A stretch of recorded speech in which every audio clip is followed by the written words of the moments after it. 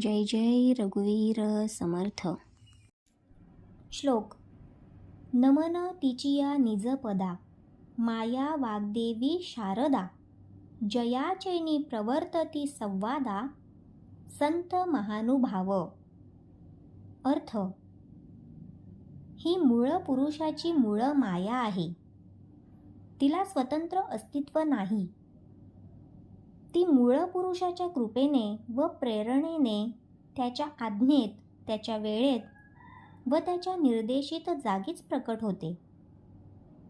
ही हंसवाहिनी किंवा वीणावादिनीच्या भूमिकेत सगुणात दाखविली गेली तरी ती निर्गुण रूपाने मूळ पुरुषाच्या परास्थानी वसते. परा, पश्यंती, मध्यमा व वैखरी या चत्वार वाणीच्या माध्यमातून ती प्रकट होत असते. ही श्री शारदा वाग्देवता वाग्देवीच्या स्वरूपात अनंत अमृत वचनांच्या भांडाराच्या रूपाने मूळ पुरुषाच्या परेमध्ये वास्तव्य करते. संत परंपरा अथवा श्री सद्गुरू परंपरा हे नित्य रूपाने स्वस्वरूपीच असतात. हे संत जगाच्या कल्याणासाठी ज्या ज्यावेळी पृथ्वी तलावर अवतरतात त्यावेळी त्यांच्यासोबत ही मूळ माया वाग्देवी श्री शारदा येतच असते. जे शिष्य संतवाणीमधून प्रकट होणाऱ्या प्रासादिक शब्दांचे श्रवण करतात त्यांच्या अंतरीची मलिनता ही श्री शारदा स्वच्छ करून त्यांना परमार्थ करण्यासाठी आवश्यक सामर्थ्य व स्फूर्ती प्रदान करते. श्री समर्थ म्हणतात, श्री शारदेला मी कृतज्ञतापूर्वक सादर प्रणाम करतो. श्री सद्गुरू, संत, सज्जन, महानुभाव सगुण रूपात कार्याला आले तरी शिष्यांमध्ये पारमार्थिक सृष्टी निर्मितीचे कार्य ही श्री शारदाच करते. तीच अव्यक्त पुरुषाची व्यक्ती असून कर्तृत्व जितुके झाले तितुके शारदा गुणेच असते. यासाठीच श्री समर्थ परब्रह्म स्वरूपाची ओळख, जाणीव व स्मरण करून देणाऱ्या श्री शारदेला नमो शारदा मूळ चत्वार वाचा म्हणून वंदन करतात.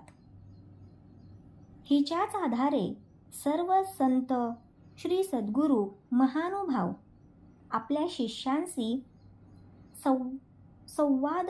सुसंवाद साधून त्यांचे इष्टकार्य साधण्यासाठी प्रवर्तलेले असतात. श्लोक.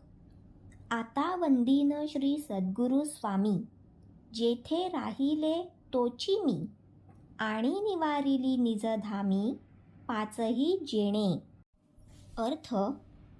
प्रथम श्री गणेशाचे व नंतर श्री शारदेचे स्तवन व त्यांना वंदन करून श्री समर्थ आता श्री सद्गुरूंचे स्मरण व स्तवन करून त्यांना वंदन करीत आहेत. श्री सद्गुरू निजधामाहून केवळ कृपा करण्यासाठीच पृथ्वी तलावर आले आहेत. त्यांचे निजधाम म्हणजे स्वस्वरूपच होय. त्या ठिकाणी कोणताही दृश्यभास अथवा द्वैत नाही. तेथे संपूर्ण पंचभौतिक सृष्टीचे विवेकाने निरसन व निवारण झालेले आहे. आपण मात्र सातत्याने पंचभौतिक सृष्टीच्या दृश्यभासात गुंतलो आहोत.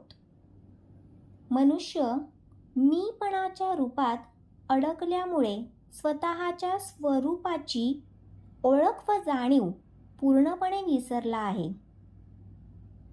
तसेच निजधामापासून भरकटलेला आहे. अशा मनुष्याला स्वतःच्या स्वरूपाची ओळख व जाणीव देऊन त्याला जेथील तेथे नेण्यासाठीच तर श्री सद्गुरू अखंड शिकवण देत आहेत. त्यांच्याशिवाय हे अलौकिक अद्भुत व असंभाव्य कार्य दुसरा कोण करणार? माझी ओळख देताना ते दृश्य निश्चयाने प्रतिपादन करतात की ऐक शिष्या एथीचे वर्म म्हणजेच नरदेहाचे वर्म, स्वये तुची आहेसी ब्रह्म, एतद्विषयी संदेह भ्रम धरूची नकोस, जे त्रैलोकी नाही दान, ते मला देऊन स्वस्वरूपी नेण्याचे कार्य करण्यासाठीच त्यांनी जन्म घेतलेला असल्याने त्यांना अत्यंत विनम्र भावाने मी सादर नमस्कार करतो. श्लोक. तया निज पदाकडे आनंदे वृत्ती वावडे, पद लाधलिया जडे तद्रूप होऊनी. अर्थ. श्री सद्गुरू पृथ्वी तलावर माझ्यासारख्या शिष्यांना निजपदाकडे नेण्यासाठीच येतात. त्यासाठी त्यांनी मला त्यांच्या दिव्य चरणकमलांपाशी जागा दिली. नंतर माझ्यावर यथोचित कृपावचनांचा वर्षाव केला. श्रवणानंतर या अमृतवचनांनी माझ्या परेचा ठाव घेतला आणि परेतील विचार बदलले. आधी माझी वृत्ती त्रिगुणांनी बद्ध होती व ती सतत विषय सुखांकडेच झेपावत होती. आता परेतील विचार बदलल्यावर तीच वृत्ती आनंदाने आत्मपदाकडे जाण्यासाठी उत्सुक व तत्पर झाली.